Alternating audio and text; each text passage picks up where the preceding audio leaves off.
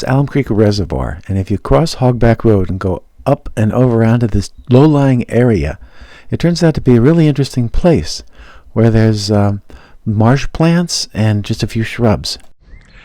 So here we are at a little low-lying depressed area on the east side of Hogback Road in Delaware County, Ohio. On the other side of this ridge is Elm Creek Reservoir. Well, this is what the area looks like from slightly higher up. Looking south, you can see there's this slope that goes up to where the road is. So it's a kind of a linear slough, sort of. And here I am, sitting by the moss that I want to direct your attention to. Maybe I'll point to it. Maybe I'll pick up a little piece and pantomime saying, Sphagnum Moss.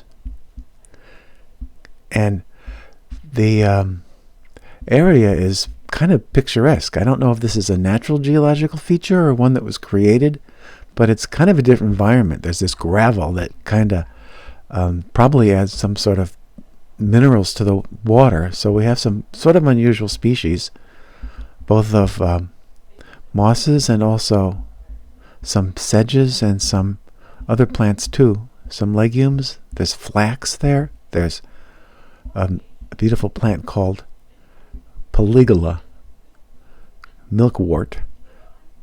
And as you can see, there's this raised area that's the road that separates this spot from Elm Creek.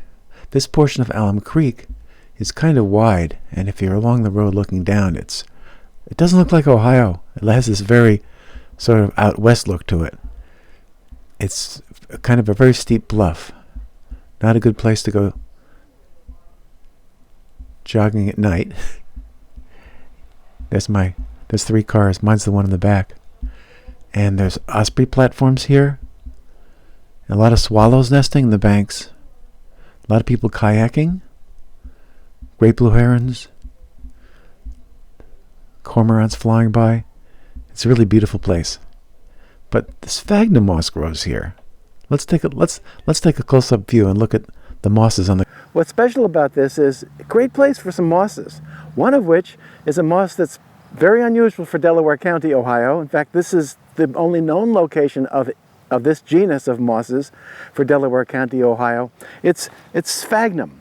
It's peat moss. It's a moss that generally occurs in northerly areas with low nutrients, in bogs, sometimes in fens, and it's got a structure that's fairly distinctive. They look like little palm trees. Let's take a closer look at the sphagnum moss.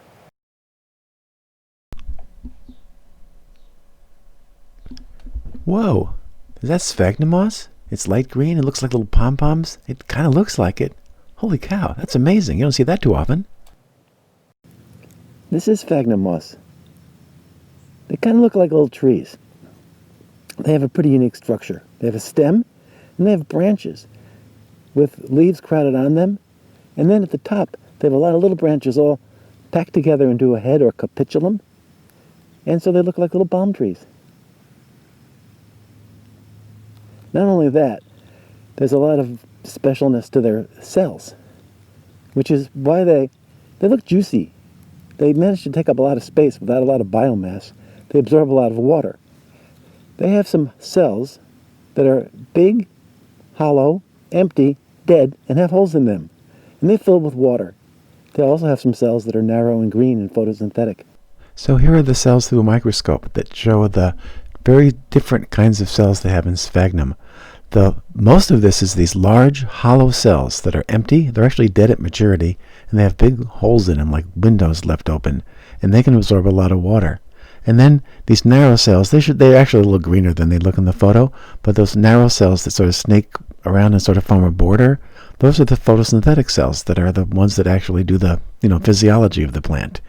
Really interesting anatomy, and that's why, well, as you will hear, that's why sphagnum absorbs so much water. Those big hollow dead empty cells with holes in them are why sphagnum can absorb so much water. That's why it makes a good amendment for gardening. And this is peat moss. This particular species is Sphagnum fimbriatum.